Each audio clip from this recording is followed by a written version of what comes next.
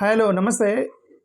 ఈరోజు ఒక ఆర్టికల్ చదివాను. నేను ఆర్టికల్ని మీకు వినిపిద్దామని నాకు అనిపించింది. ఇప్పుడు ఏ దేశంలోకి వెళ్ళినా సరే మైనారిటీస్ అనేవాళ్ళు మైనారిటీస్, మతంతో సంబంధం ఉండదు. ఎందుకంటే కొన్ని మతాలు ఒక దేశంలో మెజారిటీ, అవే మతాలు వేరే దేశంలో మైనారిటీస్కి ఉంటాయి. ఓకే, కాబట్టి ఇక్కడ మతం పాయింట్ కాదు, మైనారిటీ పాయింట్. ఓకే, మెజారిటీ అనేవాళ్ళు మైనారిటీని ఎలాగ ట్రీట్ చేస్తున్నారు, ఎలాగ ఇబ్బంది పెడుతున్నారు అనేది మెయిన్ పాయింట్ ఇక్కడ. It can be any religion. Say for example, ఇప్పుడు క్రిస్టియన్స్, హిందూస్, పాకిస్తాన్, బంగ్లాదేశ్లో మైనారిటీస్. క్రిస్టియన్స్, హిందూస్ ఇద్దరు కూడా పాకిస్తాన్, బంగ్లాదేశ్లో మైనారిటీస్. మన రీసెంట్గా కూడా వచ్చింది, హిందూస్ని క్రిస్టియన్స్ మీద అట్రాసిటీస్ ఎక్కువ చేశారు బంగ్లాదేశ్లో అని చెప్పేసి. మన భారతదేశంలో కూడా మన వాళ్ళు దే రైజ్డ్ దేర్ వాయిస్.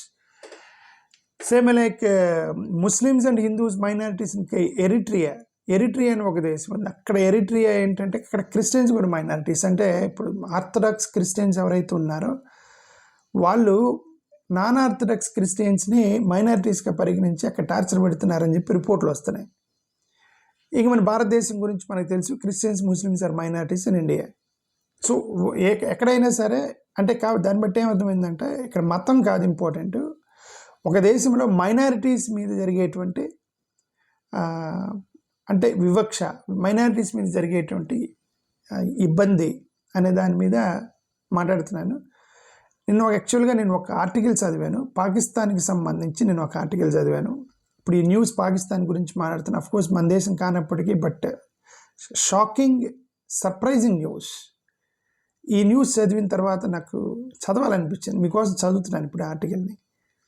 ఈ ఆర్టికల్ ఏంటంటే, క్రిస్టియన్స్, హిందూస్ పాకిస్తాన్లో మైనారిటీస్, క్రిస్టియన్ పిల్లల్ని, హిందూ పిల్లల్ని పాకిస్తాన్లో ఎలాగ టార్చర్ పెడుతున్నారు అని ఎన్సిఆర్సి అంటారు దాన్ని, national commission for child rights అని. ఆయేషా ఫరూక్ అని ఒక Muslim women, government employee, Muslim women, chairperson of NCRC Pakistan, ఆమె రీసెర్చ్ చేసి ఆమె గవర్నమెంట్కి సబ్మిట్ చేసింది క్రిస్టియన్స్, హిందువుల్ని ఎలాగ టార్చర్ పెడుతున్నారు చిన్నపిల్లల్ని పాకిస్తాన్లో అని చెప్పేసి. ఒక Muslim women submitted to the report to the government of Pakistan. నేను అది మీకు ఆర్టికల్ కింద లింక్ ఇస్తాను, మీరు చదవాలి అనుకునే వాళ్ళు ప్లీజ్ నా డిస్క్రిప్షన్లోకి వెళ్ళి ఆర్టికల్ చదవండి. ఎందుకంటే ఒక ఆర్టికల్ చదివి మీకు చెప్తున్నాను. ట్రిబ్యూన్ అనేటువంటి ఒక ఆన్లైన్ ఆర్టికల్ చదివాను. నాకు అర్థమైంది ఏంటంటే, NCRC, national commission of the rights of the child అనేటువంటి ఒక పాకిస్తాన్ గవర్నమెంట్ సంస్థ.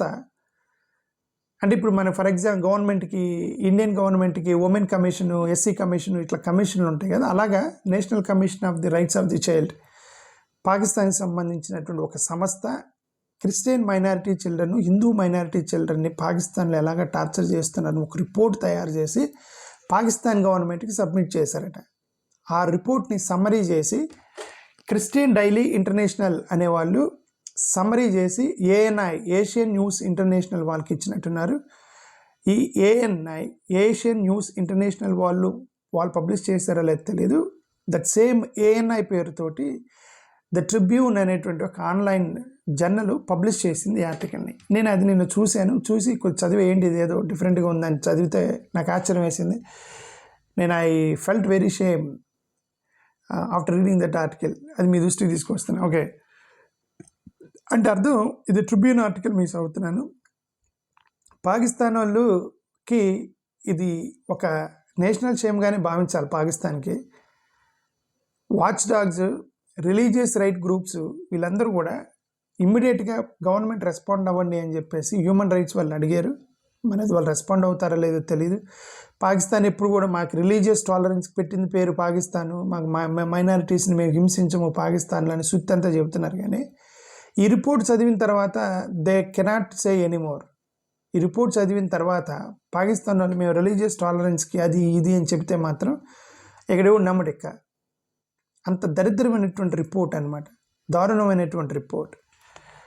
సార్ మాకు తెలీదు, గ్రౌండ్ రిపోర్ట్లు ఎక్కడో జరుగుతుందేమో, ఎక్కడో దేశంలో మూలం జరుగుతాయి, గవర్నమెంట్కి అన్ని తెలియకపోవచ్చు అంటానికి కూడా లేదు. ఎందుకంటే ఒక government institution, national commission of the rights of the child అనేది రిపోర్ట్ తయారు చేసి గవర్నమెంట్కి ఇచ్చిందని చెప్పేసి ఈ యొక్క ఆర్టికల్ ప్రకారం, అంటే గవర్నమెంట్ దృష్టిలో ఉంది అది ఏం జరుగుతుంది అనేది.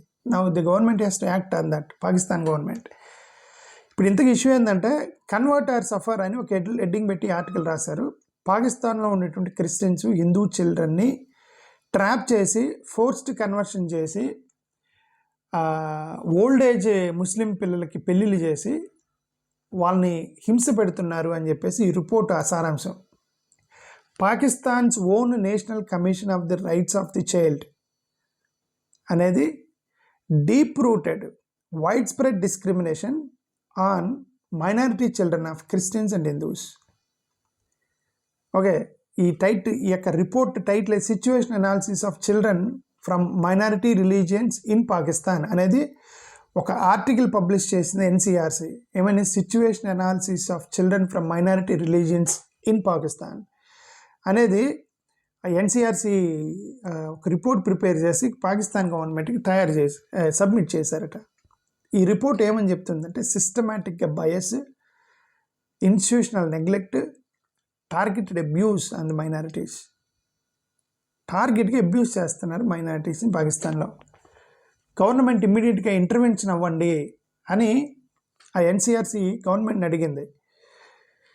ఏం చేస్తున్నారు అని అంటే ఏదో అక్కడక్కడ ఏదో ఐసోలేటెడ్ ఇన్సిడెంట్స్ కాదట, దేశవ్యాప్తంగా ఆ ప్యాటర్న్ రన్ అవుతుంది. నేషనల్ వైడ్ ఈ మార్జినలైజేషన్, అబ్యూజ్ అనేది దేశవ్యాప్తంగా జరుగుతుంది అని చెప్పేసి ఈ రిపోర్ట్ చెప్తుంది. Forced conversions.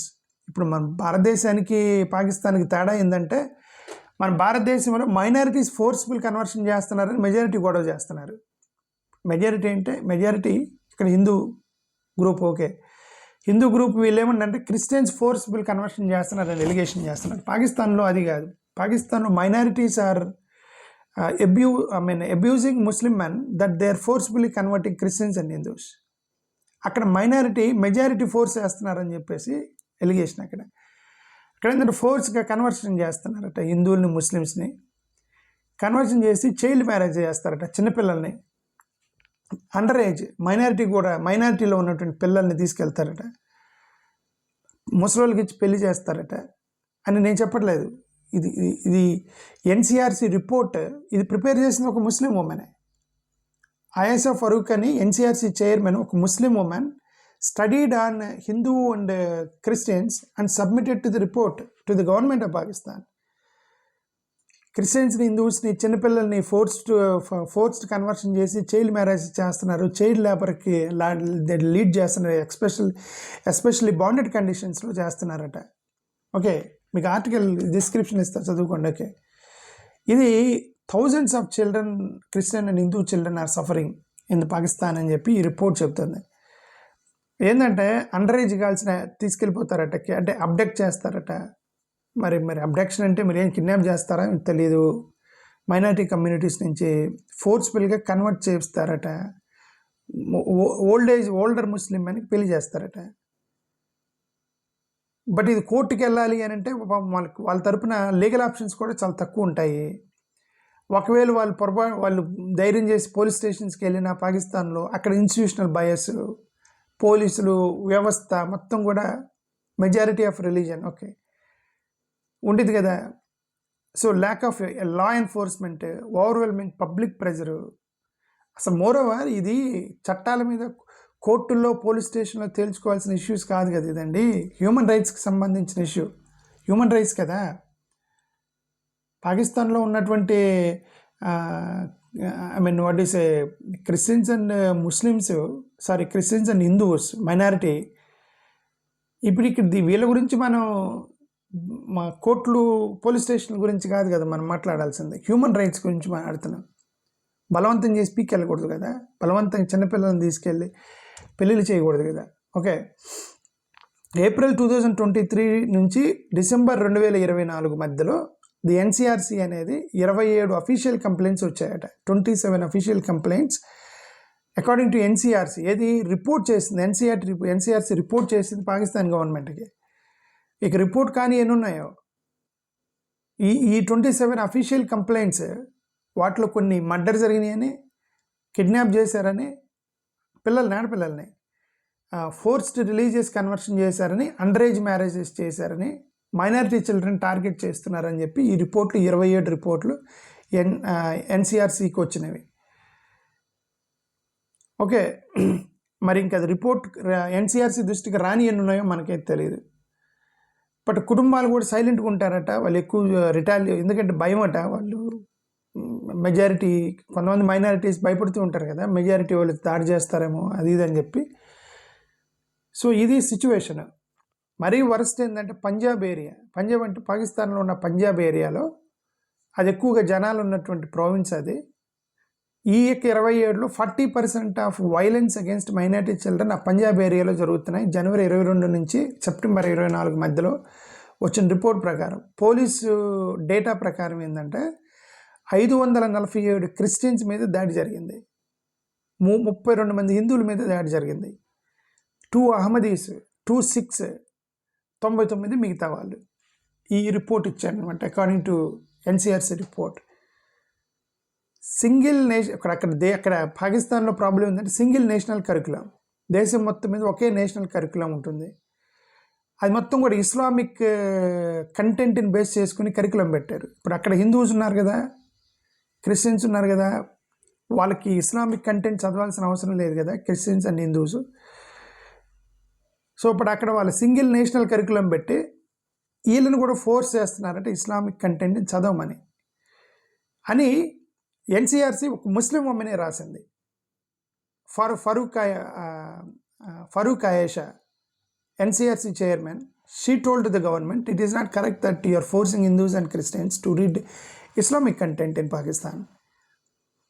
Okay, absence of religious inclusion అనేది లేదు అనేది. ఇప్పుడు వాళ్ళకి ఇప్పుడు క్రిస్టియన్స్ హిందూస్ ఉన్నారు, ఇస్లామిక్ కంటెంట్ మీద అంత ఇంట్రెస్ట్ లేదనుకోండి, ఇప్పుడు ఆ జీపీఎస్ స్కోర్ మీద పడుతుంది, అకాడమిక్ ప్రోగ్రెస్ మీద పడుతుంది, కల్చరల్ స్ట్రెస్ ఉంటుంది, ఎలినేషన్ ప్రాబ్లం వచ్చేసి ఇవన్నీ ప్రాబ్లమ్స్ వస్తాయి. మరి వరస్ట్ కండిషన్ ఏంటంటే స్కూల్స్లో కూడా డిస్క్రిమినేషన్ ఉందట ఈ క్రిస్టియన్స్ హిందూస్ మీద పాకిస్తాన్లో. స్కూల్స్ మీద కూడా అంటే social discrimination within schools. Teachers, classmates పిల్లల్ని ఎగతాళి చేయటం.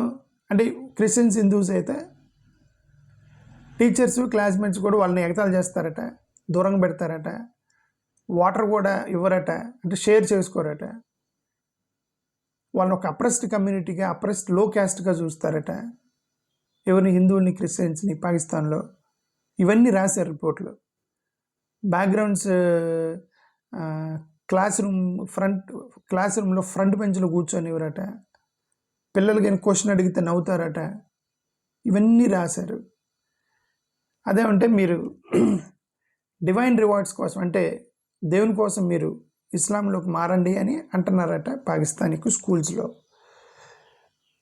అని ఆయేషా ఫరూక్ అనేటువంటి ఒక ముస్లిం హ్యూమన్ రైట్స్ ఆర్గనైజేషన్కి సంబంధించిన చైర్మన్ గవర్నమెంట్కి చెప్పింది. సో కాబట్టి ఇక్కడ రిలీజన్ ఇంపార్టెంట్ కాదు, మనుషులు ఎట్లా ఉన్నారని దాని గురించి మాట్లాడుతున్నాం. బికాజ్ ఎందుకంటే ఇది మొత్తం రిపోర్ట్ చేసింది ఒక ముస్లిం ఉమెనే, క్రిస్టియన్స్ హిందూస్ మీద దాడి చేస్తున్నారు పాకిస్తాన్లో అని చెప్పి.